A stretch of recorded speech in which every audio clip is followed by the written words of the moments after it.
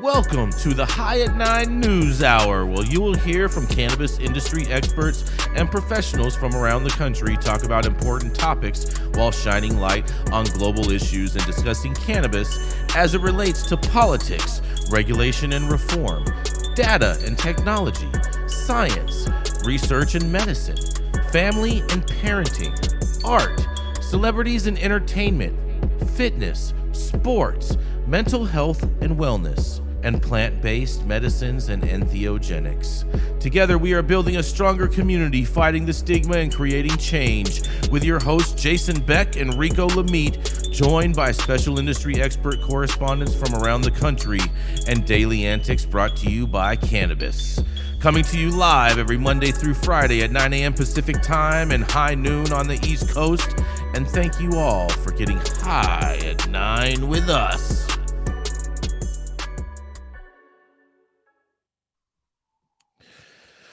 Oh, yeah. Good morning, everybody. It's Tuesday, January 3rd, and today is National Drinking Straw Day. So get a straw and suck it up. It is also National Chocolate-Covered Cherries Day, and it's also something to have to do with getting extra sleep day to day, but I forget exactly what that was because I slept on that. But nonetheless, thank you all for joining us and getting high at 9 with us. It's also high noon on the East Coast. And please remember to like, share, and subscribe to us on all social media platforms. You can find all of our social media platforms right up there in that top right corner. Just scan that little QR code and you can find us everywhere we are. We're live every Monday through Friday on YouTube and audio only on Clubhouse. And if you are joining us via Clubhouse, you can also participate in the show by raising your hand if you have a brief comment on the story most recently presented. But without further ado, we're going to pay a quick bill and we're going to get right back to the news. When you want to grow some of the best weed in the world, then you must start with the best genetics in the world. Go to www.dnagenetics.shop to order regular, feminized, or autoflower beans. All of your favorite DNA genetics cultivars such as Kosher Kush, Skywalker Kush, and oh yeah, Chocolate Truffle Shuffle. Boasting more cannabis awards for their award-winning genetics than any other company in the world. Remember to go to www.dnagenetics.shop to see why our terps don't lie.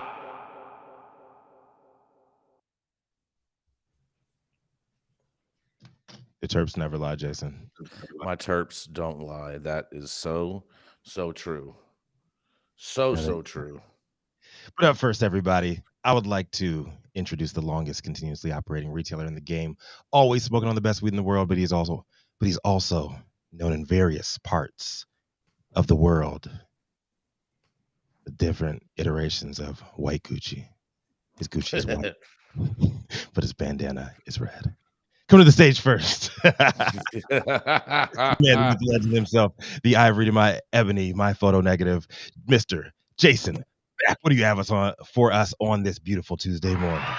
Oh, yeah. Good morning, everybody. Happy Tuesday. Hope everyone is getting a fresh start to their week, because I'll tell you what, the LA traffic was definitely back in full effect today. It is a work day again for the rest of the world. But today, my story. Oh, hold on. I do have one other important thing to mention that is unrelated to this news story. So first of all, I do want to mention that there was a number of raids on the internet last night. There was a number of pages that were taken down on Instagram, including my own personal one. I know Koala Puffs was taken down. I've seen a few others. So if you can go to my personal Twitter, and we are encouraging Elon Musk to purchase Instagram so that we can have some free cannabis speech on Instagram, because after all, it is called Instagram. Okay, well, that's enough for my rant. I'm going to go back right into the story. So where my headline is today, recreational cannabis is now legal in Missouri, and here's how to talk to your kids about it. And this is, they list some points, so we're going to keep on going with this. With the passing of Amendment 3 in November, parents in Missouri now have a new conversation to navigate: adult use cannabis. That's right, marijuana use. As someone who works in alcohol and drug addiction, This is from the author. I've seen firsthand the impacts of substance use disorder in our communities, particularly on young people. Talking about drugs and alcohol with your kids is never fun, but it's truly one of the most important conversations you can have. As we head toward a new reality in Missouri, one where adult use cannabis will become part of our community's fabric. It's time for you to develop your family's narrative on cannabis. I hope to prepare families for what's to come. Lots of flashy advertisements about cannabis scattered around the city, endless news stories, the development of dispensaries in our neighborhoods, and more young people attempting to access cannabis as if they weren't trying already. Parents, it's up to you to help equip your child with the knowledge they need with conversations early and often to pave the way to helping your child understand the dangers and risks of cannabis use. And then they list a few topic points. I think there's about 5 or 7 of these, so we're going to just go right on into these. They say, 1, talking about cannabis doesn't mean your child will use it. Many parents I know are worried that having the conversation will cause their child to become more curious about cannabis and want to try it. However, pretending that cannabis doesn't exist will only create secrets. Open, honest conversations about cannabis will give them the tools and knowledge to make informed, confident decisions. In fact, research suggests that having conversations with your kids about the risks of drugs and alcohol actually cuts their chance of future misuse in half, they say. All right. Number 2, be honest and approachable. Talk to your child or teen about the new legalization laws and what the future holds for Missouri. You don't need to hold a serious formal family meeting to discuss cannabis. You can simply share the details on adult use cannabis use and potential risks as it comes up in your daily routines. Maybe it's a TV show where a character is smoking a blunt or a song that alludes to being high. Use these moments as an opportunity to start the conversation with your child in an organic way, encouraging them to share what they know and answer any questions they may have.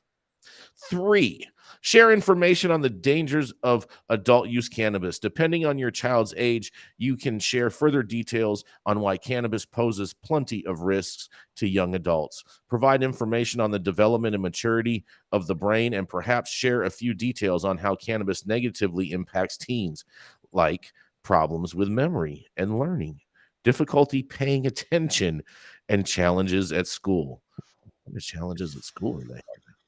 Number 4, make an exit plan together with the legalization of adult use cannabis in Missouri. Make youth in your communities will find opportunities to access weed, and it will likely become more prevalent at high school parties and social gatherings.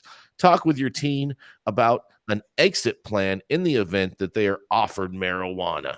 Preparing them for this scenario is a great way to establish clear boundaries and set rules on your own expectations for their behavior. And number 5, remind your child that just because adult use cannabis is legal, it doesn't mean it's safe.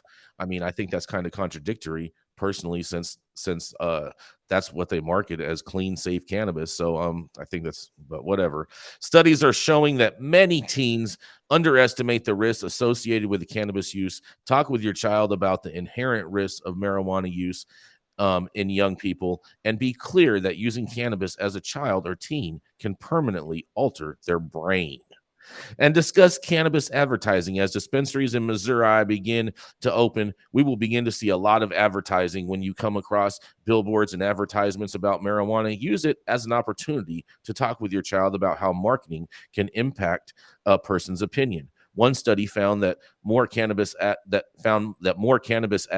that a teen sees, the more likely they are to take a positive view of cannabis and try it. Present your child with the facts and risks of cannabis use and encourage them to do their own research if they're curious. Well, that's the 6 topics. I know we have some parents up here on the stage, so I really want to hear what they have to say about all these 6 suggestions. And this is Jason Beck reporting for the High at 9 News Hour. What do y'all have to say? You know, Jason, I think you hit the nail on the head right there, man. He's saying like They made something legal, but they're telling people that it ain't safe. All in the same fucking breath. Isn't that very hypocritical? Because the whole thing is clean, safe cannabis, and make sure that you're going into a legal store to ensure that you're getting clean, safe product. Right. But like, what does that makes? That's crazy.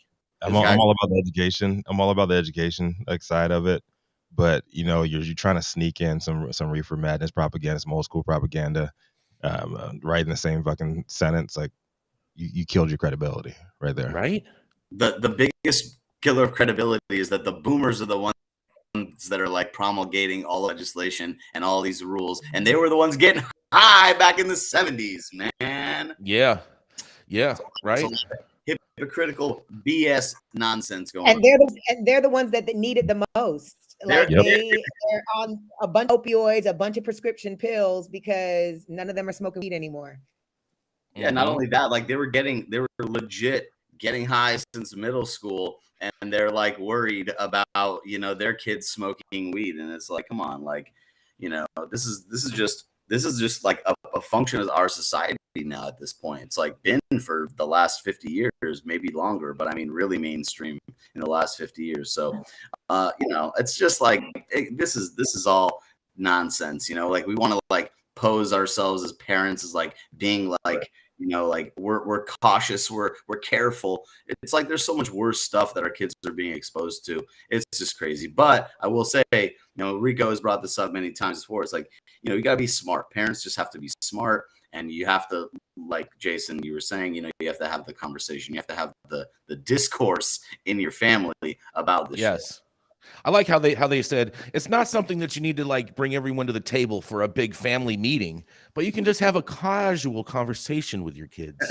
and I did like the part of like with using songs or signs on the road as a good opening to have that conversation with a child. But we do have two people up from the audience currently. We have Brennan, who is actually in Missouri currently and has something to say about this. What do you have to say on this, Brennan?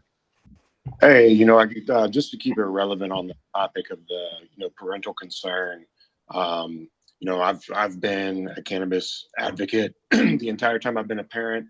My son grows with me, you know, helps me trim my flower.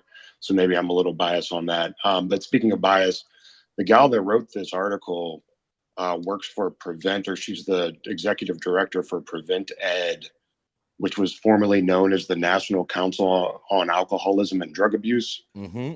So there's obviously some bias. And obviously, like you said, plenty of old school reefer madness built into the philosophy behind the article. Exactly.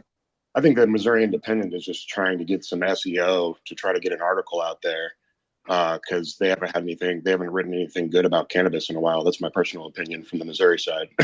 Very interesting. But yeah, you know, as far as the Missouri politics are concerned, it makes sense why this would be an article that would be released in Missouri. We have, you know, the amendment was passed by majority, the most liberal parts of the state. We are by majority a conservative state with, like most conservative states, liberal pockets around the city centers. Mm-hmm. And the amendment did get some traction in a lot of the rural areas, you know, speaking a lot to the veteran community. But by and large, part of the conversation here in Missouri isn't really about kids having access. It's more about everybody's more just focused on the industry and how it's like part of the industry is celebrating because now they've got adult use licenses. And then part of the industry is pretty much battering the hatches because this has been set up in a way that is bottlenecked and only gives a corporate advantage to the people that were already in the game. So one of the things I was going to give just a perspective on was just the political schema in Missouri right now. Amendment 3 did just pass. It did pass by I think it was 58% or something. But there was a lot of speak back. There was a lot of concern. I was in the press a lot speaking about my concerns with the amendment because one of the way that it was built for. You guys had a lot of action going on around that during election season. Hell yeah. Yeah. That was a big fight. We were covering that whole little internal fight that Missourians were battling on the ground. Seriously, and I kept myself directly in the middle of the line of fire because I'm the state director for Minorities for Medical Marijuana. I know y'all talk to Roz a lot, and Shout out. And we have Nicole Buffong on with us too today. Shout out, Brandon. Hey, what up, Nicole? Hey. Yeah, but yeah, Brandon's so been doing a lot things of that work in Missouri, and we appreciate him. Yeah, thanks. Awesome. Yeah, so it's been a mixed bag here Yeah. because one of the things that we are looking forward to, though, even though the micro license program, one of the things they offered us was a really bent and broken micro license program. I won't tangent about that. But one of the things that we've been given an opportunity for is municipal control for things like cannabis tourism, consumption lounges, tour buses, catering permits and stuff like that. So I've been working, directly with city organizers to make sure that we get the most out of the amendment that we can. So it's going to be quite the party in Missouri here soon. Excellent. Sounds like it's already been a party, and you guys Good are just job, keeping man. it rolling. Yes, thank you so much. We also have Steven up in the audience. What do you have to say on this, Steven? I know you got kids. I always hear them in the background. Yeah, as a fellow Canada dad, things have mellowed out here in California as far as cannabis and our children go, and education is key, of course, but I mean, rather my kid see me out back smoking a joint and getting along with my friends than drinking a beer and beating my friends up, so I think the kids learn very well from the way their parents act and act towards things, and it's a brave new world out there in Missouri, and big props to you guys. A lot of minds have been opened out there, and it's really cool to see it bleed through the United States. California has been doing it for decades and decades, and I have never seen a child that's been raised around cannabis turn out real freaking dirty freaking rotten. So and Lord knows, like you said earlier, Jason, and everybody said, come on, all these people were smoking weed in college and doing much more nefarious drugs in college. Come on, they were all in college in the 70s. We're not stupid. Mm-hmm. So get over yourselves and let's get this done. It's high time we stop this drug war, period. It's high time we stop putting people in freaking prison and in jail for consumption of anything. It's our own free will and our right to treat ourselves medically. And, I do appreciate Missouri as still holding on to their medical, man. That shit's important, we can't lose sight of where we came from. Awesome. Thank you so much for that, Steven. Appreciate you guys' comments on that. Well, there's one last thing. It's like there's just such a duplicitous kind of nature to our laws and just the thinking in this country. In Illinois, they just said that for a list of crimes, like crazy, like second-degree murder, like all that, like bail is gonna just be erased. Like they're not even gonna do a bail thing. Like you're just like gonna get out of like holding unless whatever, for some reason they're going to keep you in there. So it's like, if we're reducing the sentences, if we're taking away the bail hearings and stuff for some of these crimes, yet we're still holding cannabis in this draconian category that's saying that if you're smoking weed, if you're using cannabis, if you're growing cannabis, which that's the most ridiculous thing, right? It's a plant. Like it'll grow literally anywhere. So, and in most cases, it is growing like in ditches in a lot of these places. Wild, it's hemp. It's not like a lot of high THC varieties, but it's still like this is crazy. So we need a lobotomy. America needs a lobotomy. Quick. Oh boy. Nothing like a good needle to the eye. Oh man, it just sounds so painful. It just sounds so painful. I just wish they had. I wish these prohibitionists had the same energy about Catholics and children as they do about cannabis and children. Right? Oh man! Shots fired. Preach, girl. Get it, Nicole. That's why I'm 100% with you on that, Nicole. I was raised Catholic, so I can speak on it. Oh, get it. I think you should talk a little more on that. Me too. Mm-hmm. Go with it. You got anything else on that? Oh, no, that's it. Your tea. Just gonna sip your tea. Rest in peace to Benedict. Oh man. Every time I look at him, I Oh. see a demon. I told my mom that yesterday. He looks like, if you look in his eyes, they look very demonish in there. So you think he's part of the Vril? He looks like a Sith Lord. Yeah, Shout out exactly. He's Star part of the Wars. I'm lizard not people. speaking ill of the dead. I'm just saying that, you know, Okay. he was All right. at the front. He was leading the church when all of this scandal came out. And Yep. he didn't do anything about it. So He retired. Agreed. Yeah. Agreed. Yeah, they have a lot of internal work that they need to do. That's the dark side. Yeah, but nonetheless, we're gonna keep it moving so we don't go down any wormholes today. But coming up next, it is the dope dad himself. That's right, the wormhole orchestrator.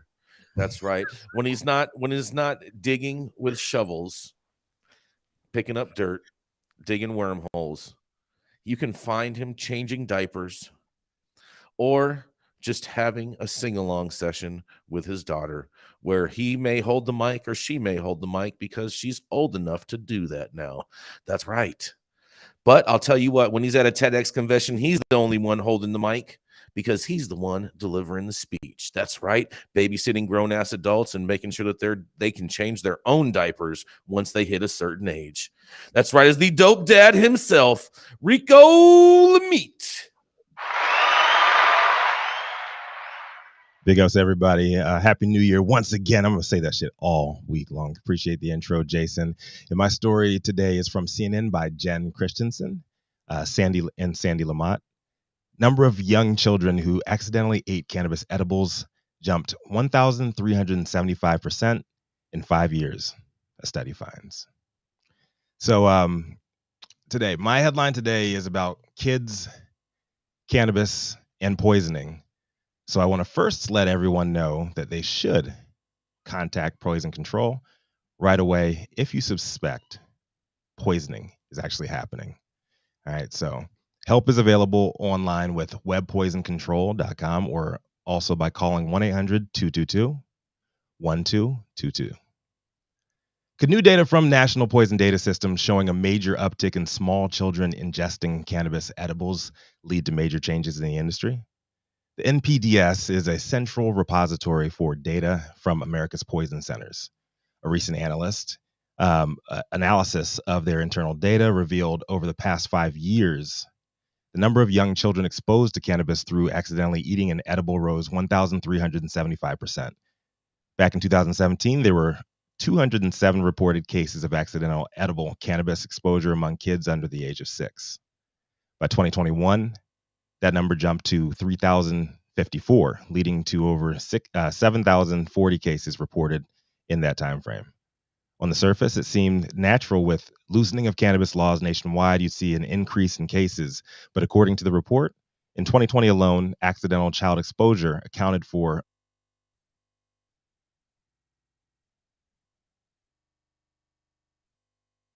Tuesday in the journal Pediatrics, and its co-author, Dr. Antonia Nemekayas, said that the spike is multifactorial. There's a particular spike during the pandemic years when children were at home more often. With increased legalization, more products are available. I think all of that plays into this, and the regulations haven't kept pace with the increased prevalence of the product. I'm all about safety when it comes to consumption as a parent, and I have a toddler in the house, and I'll be the first one to say that parents are responsible for what their kids ingest. Whether they've broken into your poorly hidden Kiva stash or popped an open fresh bottle of Drano under your unlocked kitchen sink, the buck stops with us. It's every parent's worst nightmare to be in a situation like this, and I don't want to make light of it at all. Knowing these products are out there in the marketplace legally and illegally, proper education is needed on the adult end to make sure that we're all on the same page about what to do and what not to do should the unthinkable occur. But in this story, a story blaming everything from trap edibles with knockoff Dorito packaging, familiar cartoon characters in bright colors, to advancements in manufacturing processes, making it hard to actually taste weed in legal dispensary cookies and brownies. I was more concerned with what wasn't being addressed: America's addiction to junk food and the parents who pass said addictions on to their kids.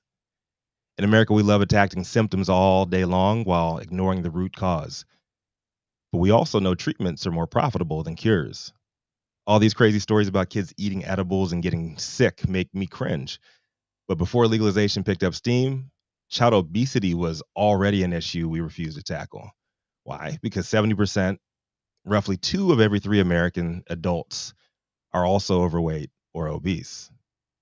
Could a lifestyle change, opting to model healthier eating habits in front of our babies, help curb later urges to binge on what they thought was just daddy's secret Oreo stash? I don't know. I think pop parents continuing to ignore or change the subject whenever the edible issue pops up, that's a problem. A problem easily remedied with what we do every day here, what we did with the first story that Jason had today. It starts with dialogue.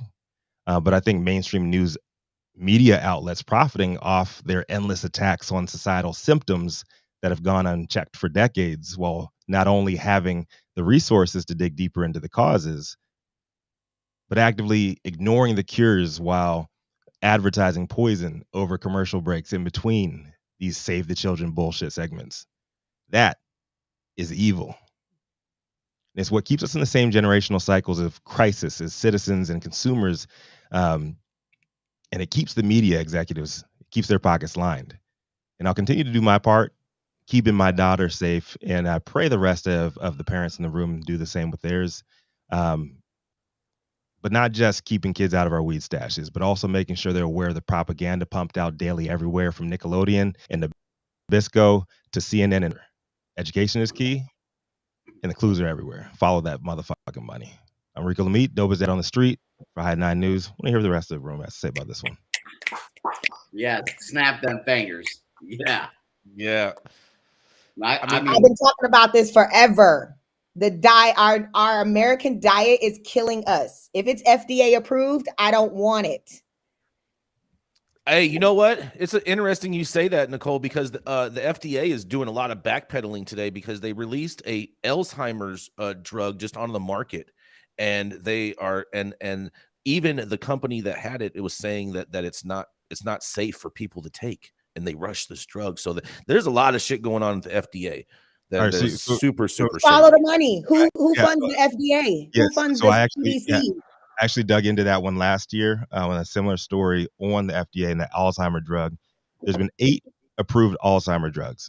None of them, not one of them, has shown any promise or any effect in any positive outcome. Why were they all approved? Because of big money. Fucking big money pushing. My HIV antiretroviral treatment costs $2,500 a month. $2,500. Wow. That they say, as long as I take it, I can live a long time, 60 years. When I asked them what is the long-term effects of taking this kind of drug, you know what they told me? Oh, there is none. But the drug has only been on the market for 2 years. So guess who their guinea pig is going to be? The person who's got to use the drug to stay alive. Nope, I refuse. I'm with you on that. I'm with you on that. And I know we have to toe the line when it comes to like the packaging and all that bullshit, but do you think as a parent, about sugar forever? As a parent, do you think that all of these restrictive packaging requirements and advertising actually do anything to prevent children actually accessing cannabis? Not from accessing it, no. I mean, not. It's absolutely not. Like the real question is, are we so far gone? Have they infiltrated our psychology so much that like they can trigger us, you know, with all these things that are just they're subconscious to us at this point. And that's, I think that's the reason why we have to toe that line, is because other companies, other, you know, corporations have already exploited the sequins, the colors, the characters, you know, to influence our children, to influence our shopping habits. So, you know, it's kind of a catch-22 at this point. You know, it's like we already know what we're you know, easily drawn to as just like consumers. And like I think there's a book by some guy named Ken Yarrow, and Ken Yarrow explains the psychology of consumerism. And it's pretty disturbing because we're just computers. And so someone can figure out how to crack the code and, you know, feed us all the shit. And it's tough to say, but honestly, it's so intertwined with our society now that like getting away from this is just going to be almost impossible. So is it preventing? What's that, Nicole? If they were so concerned, truly concerned about the health and safety of children, then they would be putting the same restrictions on packaging that they do with cannabis on opioids, on Skittles. Yep. Yeah. Well, I mean, opioids on don't have Fruit Loops.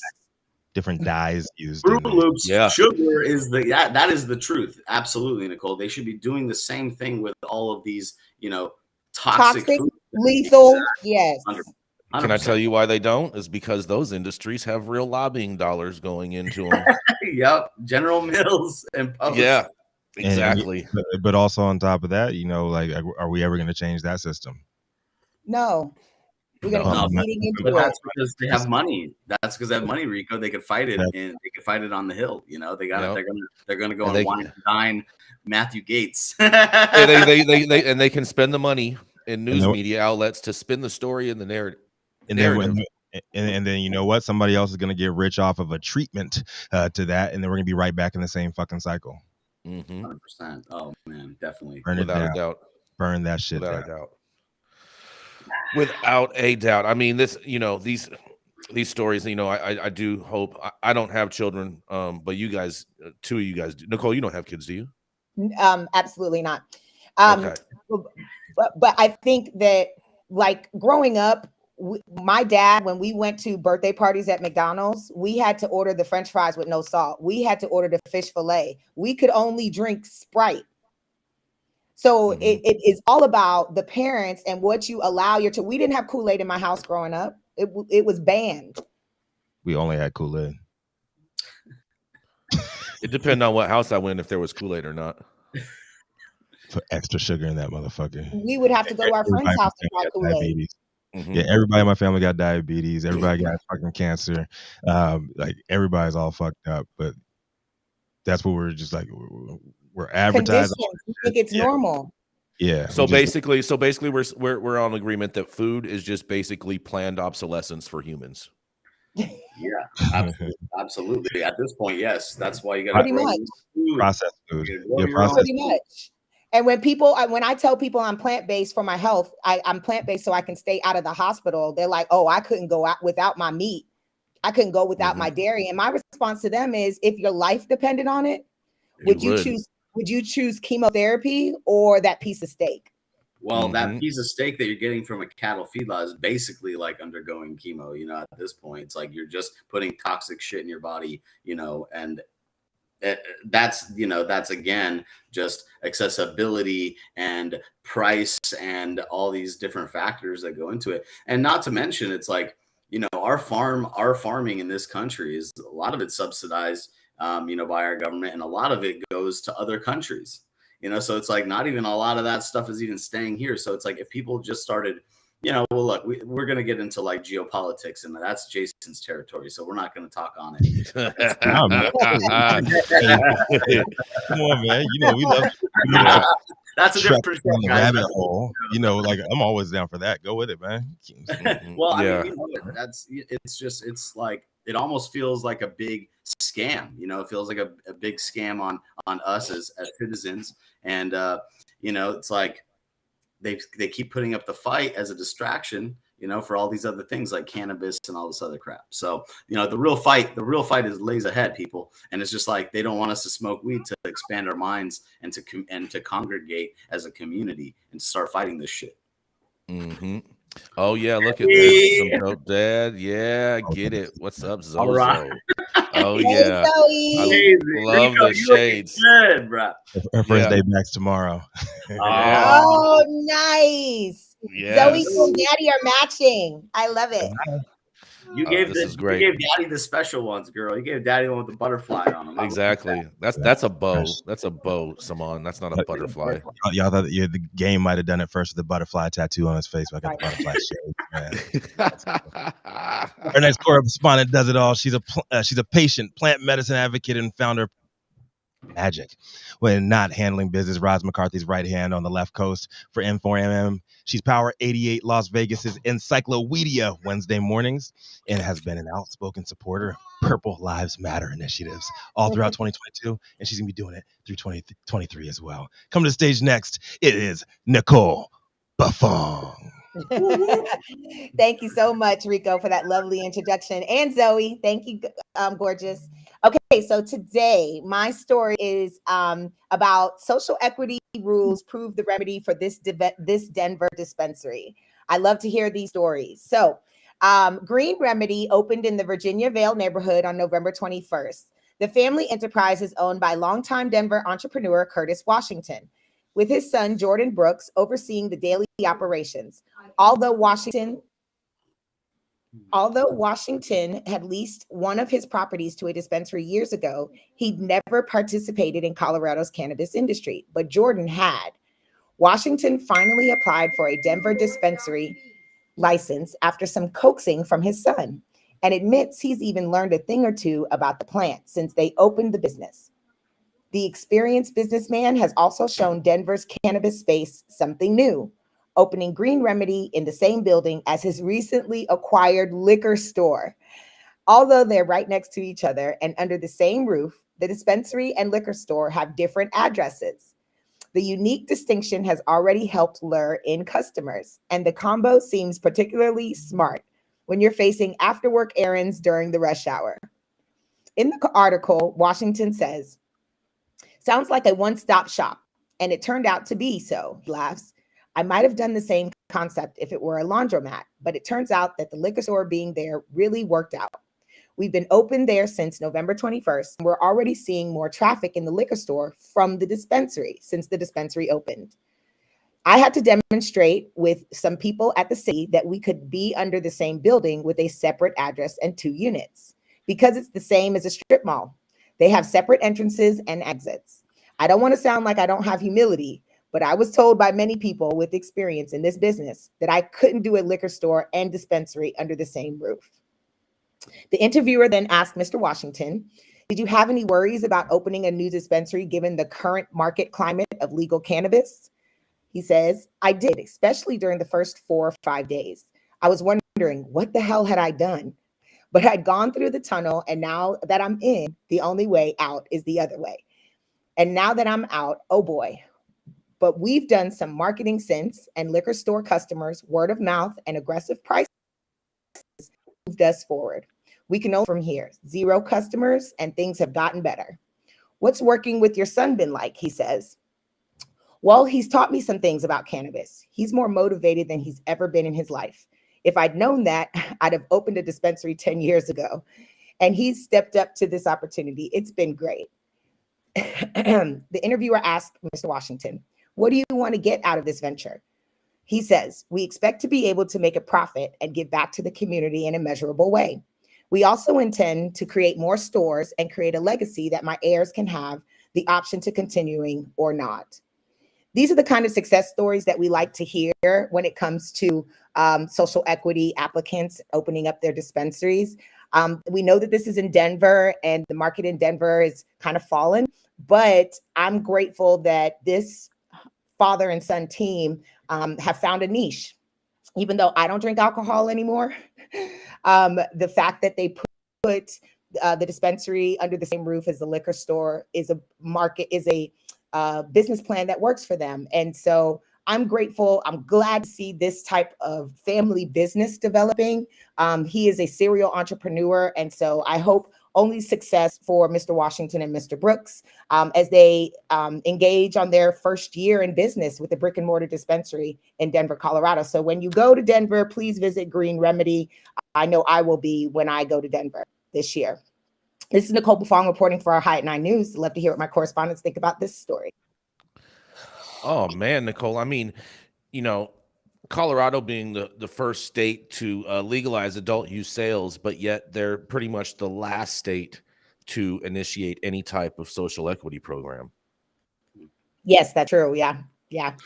I mean, is it better late than never, or is it too late altogether? I mean, I Well, think it's too late altogether just because of the way that the market is, and there's already a big downturn going on in Colorado. well, Yeah.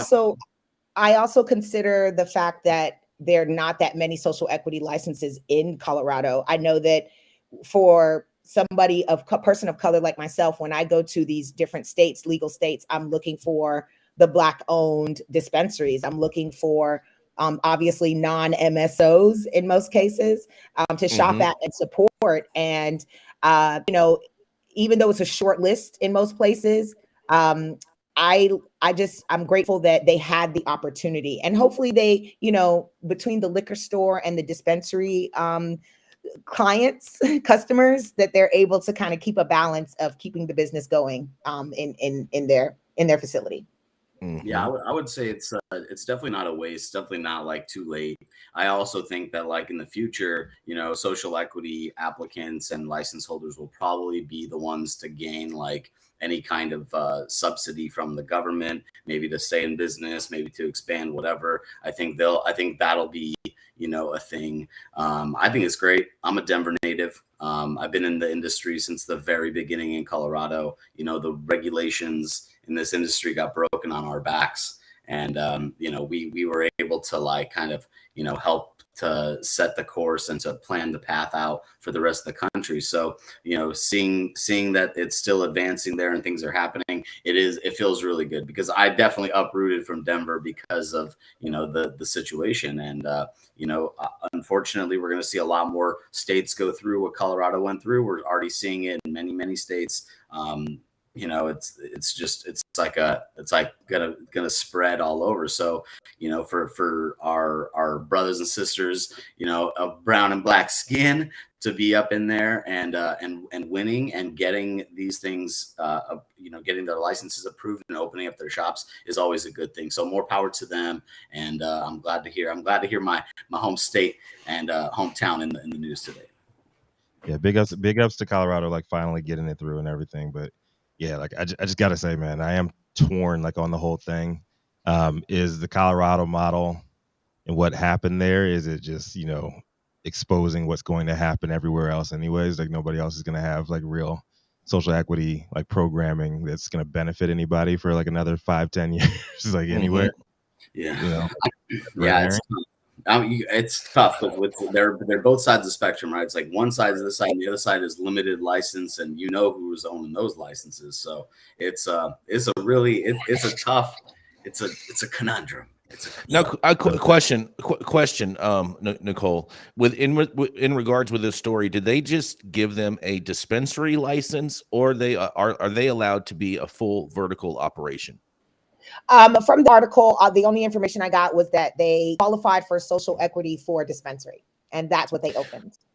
Okay, now, Saman, don't you think, being from Colorado and watching and seeing the whole development of Colorado, that this is like too little, too late for them to just be a standalone dispensary when you have all these giants that are pretty much vertically integrated that just monsterize Colorado cannabis? I don't think that. I think that that's like, speaking to what their, kind of core business competency is. I think that's exactly where they want to be. It's like they're just reselling liquor that's, bought and sold or whatever. So it's like, here's the thing is like, as the prices get more commoditized, it's going to be better to sell the weed, because it's going to be, accessible and cheap to buy. And it's the sellers that are going to be kind of like the real key factor here. It's the dispensaries. It's not just the producers, because as we've seen, overproduction leads to an inundation, which leads to prices falling, right? So if I'm like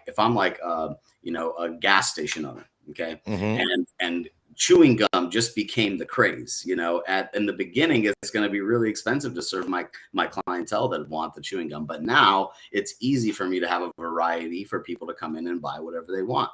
Right on. It just depends on what your business model is. If you're going to buy like everything under the sun and try to serve everybody, but at the same time is you're kind of creating a niche for yourself, is you're creating a kind of universe where people can come and they like what you sell, they like your style, they like the conversation, whatever. So I think that's really the key, is you own the conversation, you own the communication with the consumer at the brick and mortar, and that's important for sure. You know, I think. I'm sorry. Go ahead, Nicole. Listen, I was just going to say, I think you're onto something there, Saman. I think that if they tap into other social equity brands and using other social equity vendors, and promoting to their community, like, this is where you come to find other social equity brands. I think that could be a route that they take, letting their consumers know, like, you know, you're not going to find any MSO brands here, just localized, more social equity brands, and kind of playing on that theme. I think that's a way that they could go. Are there any social equity brands in Colorado? I mean, that you would have to have a Colorado cultivation, a Colorado manufacturing in order to have a social equity brand out there, right?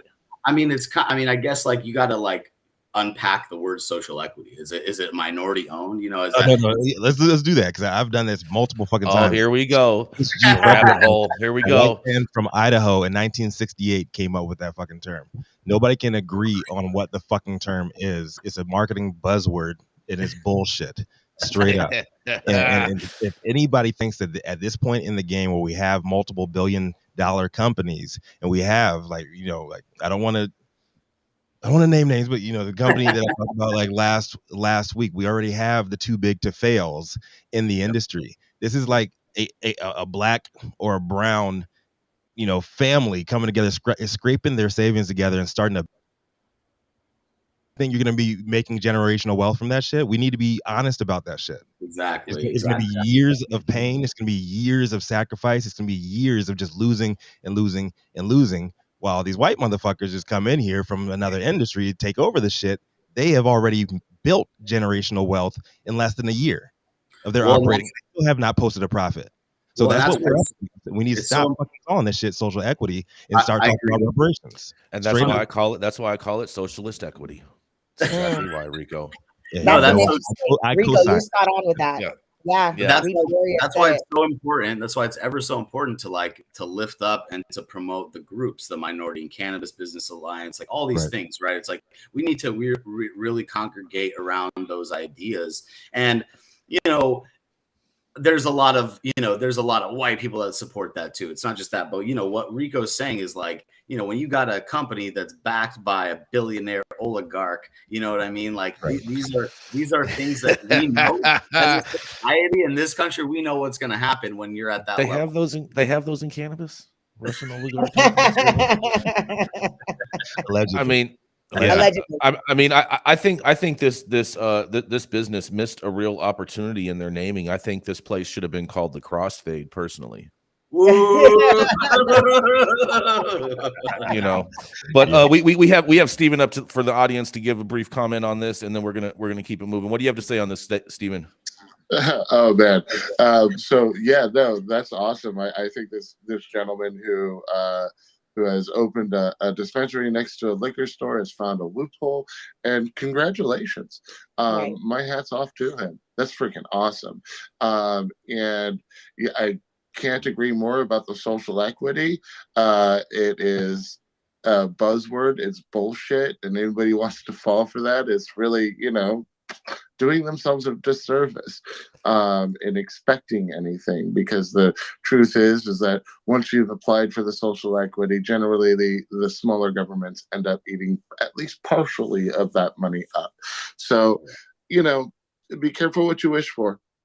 But yeah, no, much love, you guys. Oh yeah. Oh my God, I love the biggest winners is always the tax department in every state. So, you know, the biggest winners. But, you know, I mean, something I do agree with 110% is that, and I was just actually talking to a fellow cultivator about it yesterday. You know, me as a single grower can only say so much. But if us as growers go and say, hey, to, let's say, a distribution company, we represent the majority of the growers in this area. Now we're talking some fucking business, you know. You know what, Stephen, you just described. You know what you just described, Stephen? That's how government functionality works, is by trade organizations. Sometimes you gotta use the system. That's how you're 100% right, bro. You know, and right. use the system, but we us don't have to in the agree. cannabis industry, we're so used to being individualists, and you know, even our society kind of pushes us towards being individualists. But anybody who's really made it freaking anywhere in the world didn't do it alone. Yeah, That's right. And it was like minds that put their minds together and got some shit done. So, you know, thank you so much. Thank you as the so much cannabis for that. industry. Thank you so much for that, Stephen. We got to keep it moving. We got to pay a quick bill, and we're going to get right back to the news. At True Classic OG, we live by one motto: stay true. We stay true to our legacy cut of True OG that's always fresh, piney, gassy, and delicious. We represent the spirit and hustle and diversity of our great city of Angels, and we stay true to the spirit of this plant, doing everything in-house to ensure that you get the highest quality and consistency with every batch. And that's what made us LA's favorite OG. True Classic OG. Stay true, Los Angeles. The thoughts and opinions and shade thrown at the High at 9 News are those of the individual speakers and not those of any other speaker, its followers. And the statements made do not constitute legal or accounting advice, and our speakers do not make any representation regarding the legal status of any substance in any country, area, territory, or any authorities. The views expressed in this room do not establish a fiduciary relationship. Our sponsors do not imply or constitute any endorsement by us or the expression of any opinion whatsoever on the part of any speaker on stage. If you're an easily offended person, this show is probably not for you. Also, too, maybe you should go and try a crossfade. Flying into LAX and you want to taste some of the best weed in the world, then stop by LAXCC, the closest dispensary to LAX, located at 8332 Lincoln Boulevard and open from 8 a.m. to 10 p.m. 7 days a week.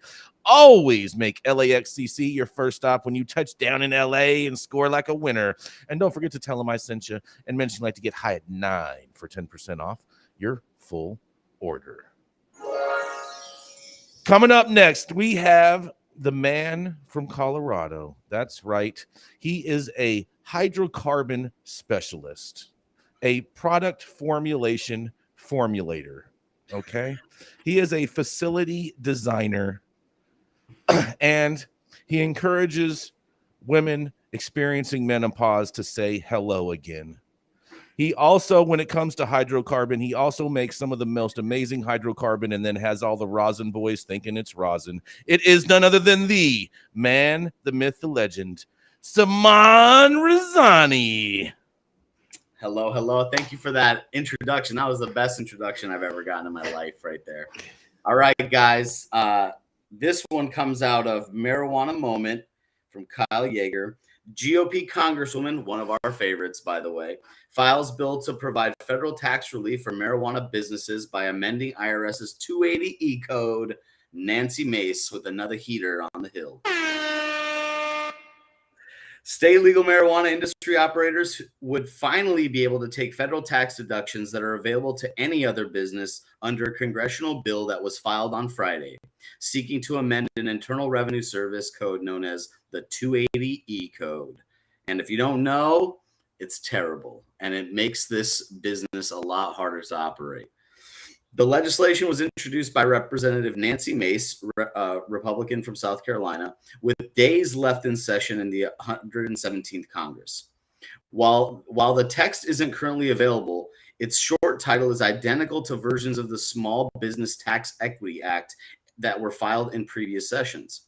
The IRS code that's currently in place, 280E, makes it so businesses whose activities consist of trafficking in controlled substances, which within the meaning of Schedule 1 and Schedule 2 of the Controlled Substances Act, cannot make deductions most other businesses can expense from their federal taxes or receive tax credits for, even though they are still obligated to pay taxes like any other business. The hypocrisy is real, people.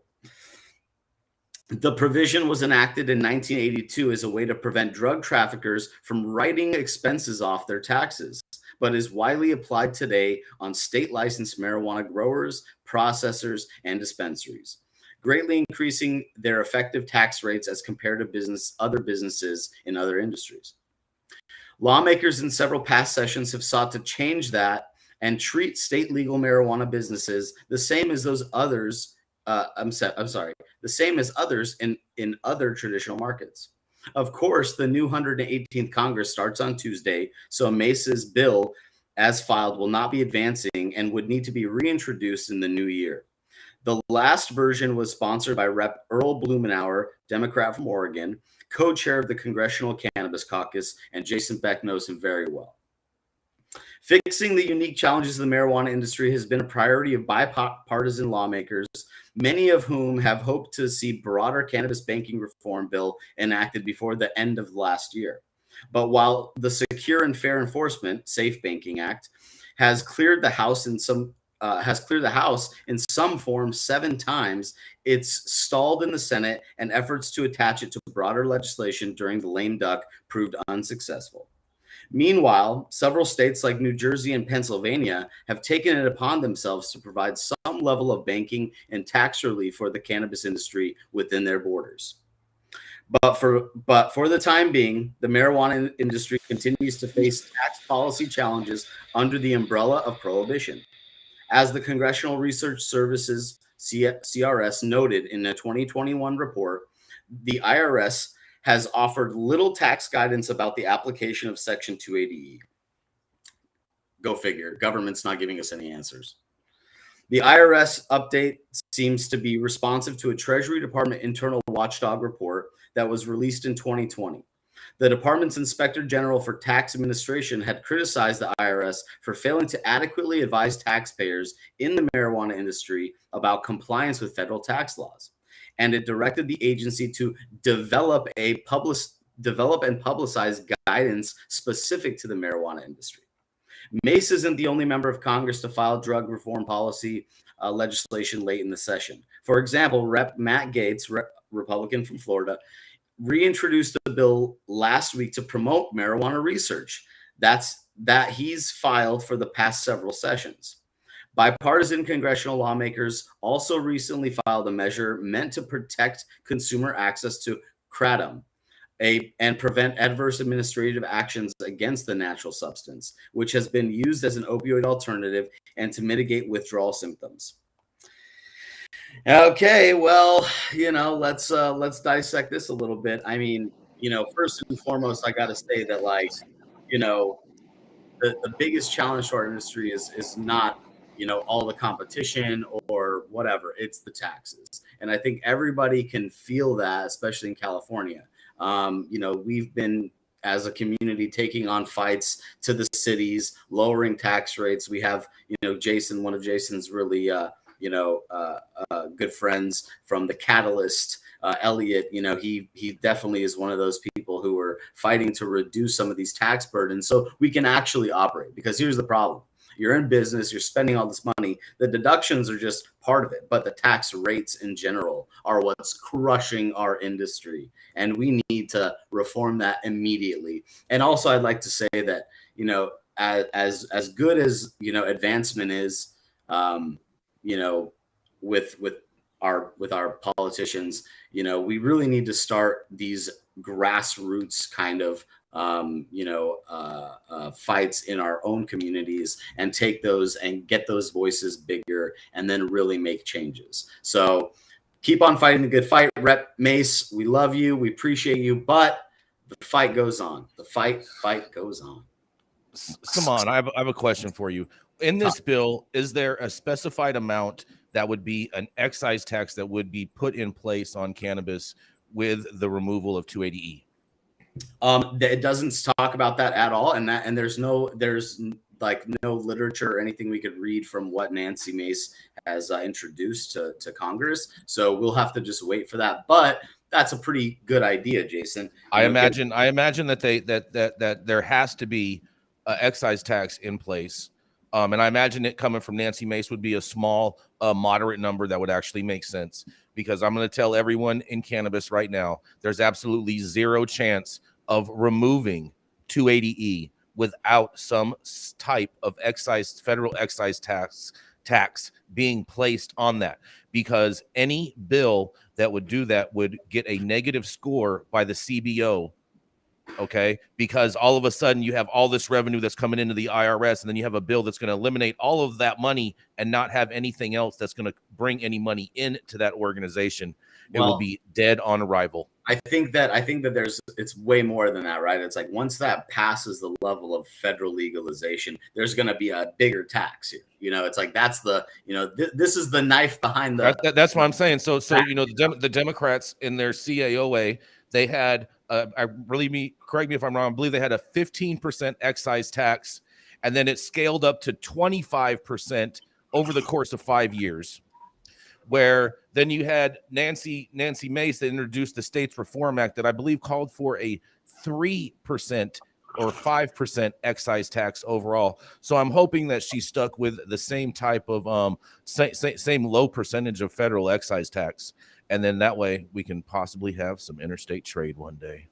Yeah, absolutely, and not you know be. And you know, not commit other financial crimes by not or making deductions of a normal business. I know a lot of companies out there, big companies, that took normal deductions, and then when the IRS comes to tax bill and threatened them, they just hired a lawyer, a high-powered tax attorney, to fight the IRS. Instead of paying their $30 million tax bill, they pay their lawyer a couple $1 million to fight it off until they can come to an agreement and settle with the government. It's really, again, it's, the duplicity is real. If you're a big company and you can afford that, that's what you're going to do. If you're a small guy, you're going to be afraid to make that, judgment and do something that's going to be positive for your business, but would create stress and headaches and whatever. So, and you don't have the resources. You just don't have the resources to fight the government. We can just only hope that this is going to be, settled to some degree, but ultimately, who knows? Our government just needs to get their head out of there. What? Well, you know what is doesn't matter if we have a Republican or a Democratic president next election. I think Nancy Mace is going to be our very first cannabis czar. Yeah, she definitely is our champion. Follow the fucking money. Coke Industries. Follow the money. They picked the winner.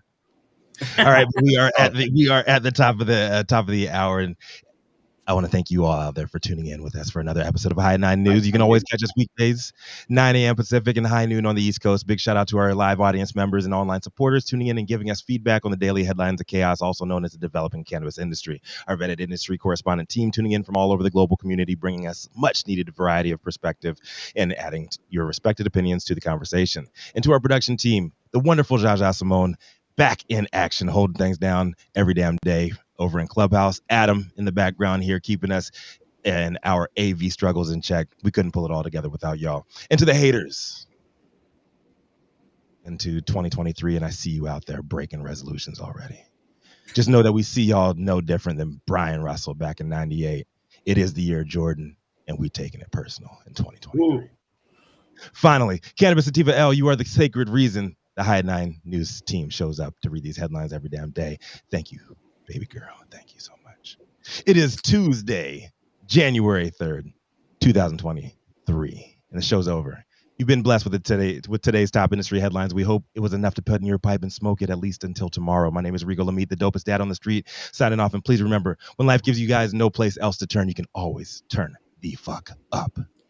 Jason. Rico. You forgot to mention House of Fuego. We got to thank House of Fuego too. God damn it. House of Fuego. We love you. We love you too. Yes. Happy first day of work, everybody. Welcome back to the real world. Yes. Happy 2023. It's Michael Jordan's year. Taking you got to dunk this year. Yes. And when you don't dunk, you just leave the league for a year and just blame it on fucking, Otherwise, you got to be a jump man. Run that, Adam. Run it.